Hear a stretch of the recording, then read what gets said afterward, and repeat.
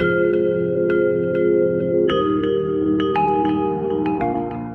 guys, today we will be discussing the basic fundamentals of economics, hence Economics 101. We should start off by discussing what factors or terms really make up the gist of economics, at least the fundamentals of it. We can start off with the term money or capital. So when economists use money, what we really mean is various forms of money. Money itself is a very vague term, and that's why I put it in quotation marks here. But when you say money, there could be many forms of money. One could be wages. These wages could be provided to workers of a firm in the form of an income. So that is one form of the money they receive. Another form could be investments. Investments, quite simply put, is the capital you invest in something to, in return for an ROI, basically, the return on investment for something. So that could be another form of money. You could talk about money in terms of currency.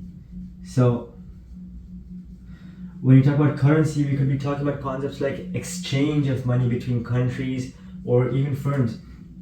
Currency is also regarding the different formats that countries use essentially for daily trade and industry. So there are many forms of money, you could say. Therefore, the most important one for us right now, at least for the basics, is capital. Capital, because this can mean investment, and capital usually keeps on coming up in the fundamentals. Then you have the government. Now, the government has essential roles to play in Keynesian economics, at least, which we'll talk about later. But government, as we all know, is essentially a constitution in any country, in any given country, where it can help run and regulate the country with more efficiency and with more validity and jurisdiction. Then you have tax. So taxes are essentially collected by the government in order to earn governmental revenue.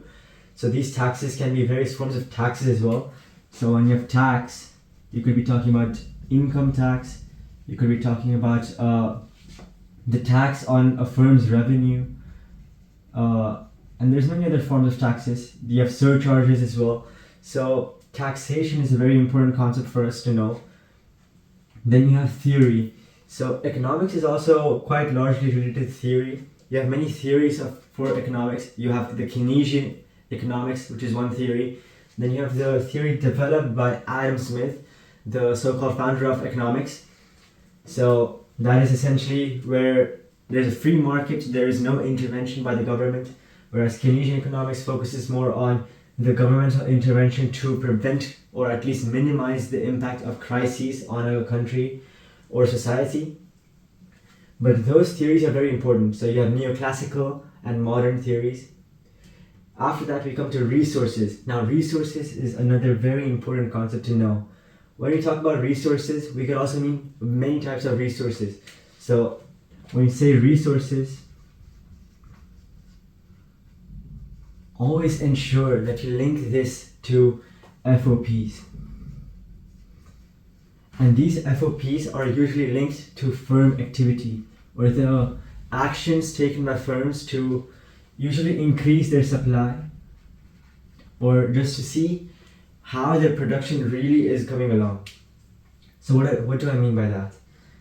When a firm has resources, it could have either financial resources or labor resources or any other forms of resources. So instead of labor, we should actually be saying manpower or some other type of resources. Usually it's going to be financial. And once you have financial resources, you can invest them in FOPs. Now we have a few FOPs here. So FOPs could include labor, FOPs could include land, FOPs could include capital, and FOPs could include enterprise. So these four are the main, the four factors essentially of production that firms can invest their financial resources in in order to increase their output of production, possibly, so increase their supply according to the market needs and wants.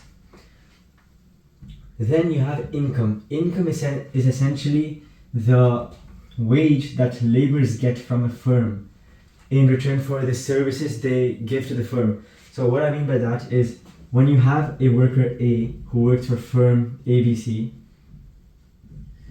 the services that the worker provides to the firm, so those are essentially to do the firm's job. So in production, that could be or managing the finances or recruiting new people, essentially all the jobs, so you have all the jobs that people do, they get an income for that. So in return for the services, the firm gives them back some monetary value, which we call salary or income.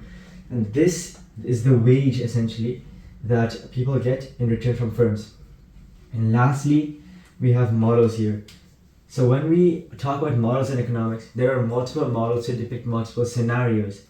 The way you should think of models are, they're essentially the key cornerstones of what economics and markets are actually like, and what the decisions made by the various parties involved are. So we could have models such as production possibility frontier. So this essentially shows the difference of output between good A and good B, and depending on how many resources are allocated to each good, it shows us how much efficiency or how much potential there is to produce. So it essentially is a graph of all the production possibilities, all the scenarios possible for the production of good A and good B. You also have another very important model, which is the supply and demand curves. So supply and demand curves essentially lets us see the allocation and distribution of resources in a market, in any given market, for some firm. So this is a concept tightly linked with microeconomics, which we will come to soon in later videos.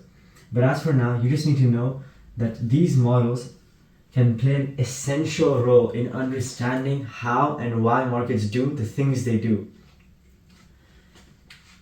So from all of these terms and factors, one may be confused as to what exactly then economics is.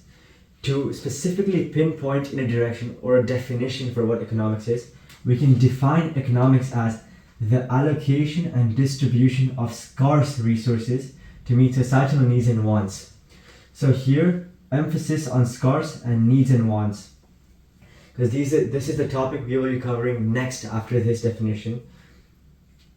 So realistically, if you want to remember one thing from all of this, is you should really remember that we do not use money explicitly, but there are different forms of money, such as wages, investments, and currency.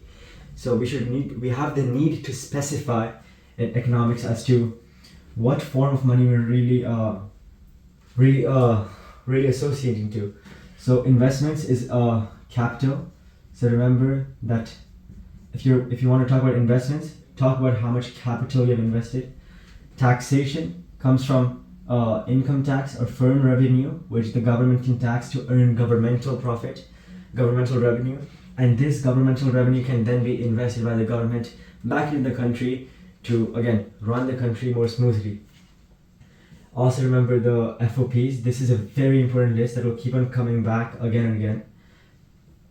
And the models we will focus on later, so there is not much need to understand them fully now, but just remember that there are certain models in economics that can really depict the situation very well, and so they're really important. And this definition, lastly, is really important as well, because if economics were to be summed up in one sentence, this would be the sentence. So now we'll move on to the concept of scarcity, and more importantly, what needs and wants really are. So now, here we are with needs versus wants. What is the difference between them? Let's start off with needs. Needs are the physiological requirements by us humans. So they are the fundamental prerequisites for survival, you could say. This could include food, water, shelter, clothing as in like the basic necessities for life. So those are the physiological needs that are required by us to survive or thrive as a civilization or society. Now, needs are essentially when there's more people who have similar needs, you call them societal needs. So when there's this collective requirement for one thing, you can call that a societal need. So these societal needs are depicted in the UN SDGs, so Sustainable Development Goals. So on your screen there will be a picture right now which shows the UN's SDGs. And you also have the donut economics model, which is more economics focused, or you could say business plus economics focused, which tries to look at how firms could be in this Goldilocks zone essentially, where they are focusing on profits and the environment at the same time. So that is a more business oriented model. And needs overall take care of the social welfare. So what do you mean by social welfare? It is the well-being of the society as a whole. So that is what needs are focused on. So what do we say? Needs are the requirements for survival that humans have, and when there's more people with the same requirement, we call those societal needs. We can see these societal needs in the UN SDGs and donut economics model, and when there is this cause for betterment, we call that social welfare in needs. Now we can move to wants. What are wants? So wants are essentially the non-essential demands that we have. These could include buying a very specific type of car, buying essentially these luxury goods. So by luxury goods like expensive clothing, expensive colognes, all of that. So those are the non-essential demands. Those are not necessary for survival. Then you have that wants can change over time due to technology and income. So how does that work? So these are the main drivers of wants essentially. And because, okay, not of wants, but how wants would change over time. So what I mean by that, essentially when there's an innovation in technology, when there's something new that keeps on coming out, like AI now, the wants of people have also shifted. Earlier, before the invention of ChatGPT, there was no real way for people to instantly derive or get information. You would have to become manually an expert at a field to understand very deeply. And you would have to read books, and so there would be more want or demand for books and other papers, scholar papers, resources like that. But with the invention of ChatGPT, if you just feed ChatGPT a prompt, it can give you a detailed answer on whatever concept you're struggling with. So the wants of the people shifted from books to ChatGPT. So this shift has been caused due to change in technology or innovation in technology. And secondly, you have income. If some resources are withheld from people due to their income levels, if people progress in terms of how much income they earn, they can also have new and new wants. This is very logical if you think about it. As you could take, for example, clothing. People with lower income would prefer to just have a couple of pairs, a couple of sets of clothing, whereas as you become more and more wealthier, you can afford more and more types of clothing, more and more assortments of clothing, and much more in quantity of like the clothes you buy. So income and technology can change the wants over time, and wants also drive consumer markets and innovation in those markets. Consumer markets are essentially clothing, all of those markets focused on people's wants, and innovation is brought up by wants as when you see that there's more and more wants in the market because of some trend, you can innovate your product according to that to either fulfill that want, or you could first innovate the product and create the want for that afterwards. But that product usually cannot be, the innovation of a new product usually doesn't happen in needs, as needs are quite simply food, water, shelter, clothing, basic clothing, so all of that. But innovation truly happens, like as I said before, ChatGPT. That revelation of ChatGPT was innovation, which brought up a new want. So that is essentially why wants drive innovation. Now, there is, however, a conflict between needs and wants and the resources. So earlier when I talked about resources, I said that they were mainly financial resources used by the company or a firm to reinvest into their FOPs. But resources in a more general sense is essentially all the materials, everything that we have around us and how we essentially use that. So wood from trees is a resource. The air we breathe is a resource. The coal and all the ores underneath the earth are a resource. All of those are resources that we use to fulfill our needs and wants. But in a sense, we could say that our needs and wants are unlimited and insatiable. Unlimited and insatiable. What do I mean by insatiable? Essentially, you can never satisfy those needs and wants fully. Why? Because there's always more and more people with newer and newer wants. And when you have newer and newer wants, you have this desire to get more and more things. You have more demands because, quite simply. So when there's unlimited and insatiable needs and wants, where you have limited resources, we live in a world where resources are limited, for non-renewable resources at least, they're limited in quantity. And when you combine unlimited and limited, you have this conflict of interest. If you try to focus on unlimited needs and wants and try to satisfy those, you're trying to satisfy them from limited resources and eventually they will run out. And that will be a problem. But if you only focus on kind of protecting these limited resources, you won't be able to properly satisfy the needs and wants. So that is the conflict of interest you have. And to satisfy this, we have to, as humans, make sure that we are really thinking and allocating these resources very efficiently and also trying to reuse as much as we can in order to kind of keep the cycle of new needs and wants coming up and resources being allocated to that and keep the cycle going essentially. Otherwise, eventually, once we run out of resources, there won't be anything to satisfy those needs and wants. So that was the needs and wants idea or concept essentially. Now next video, because this one's already getting pretty long, we will be talking about the water diamond paradox.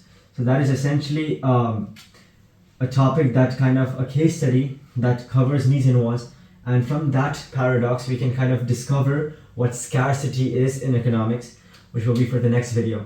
Until then, thank you for watching.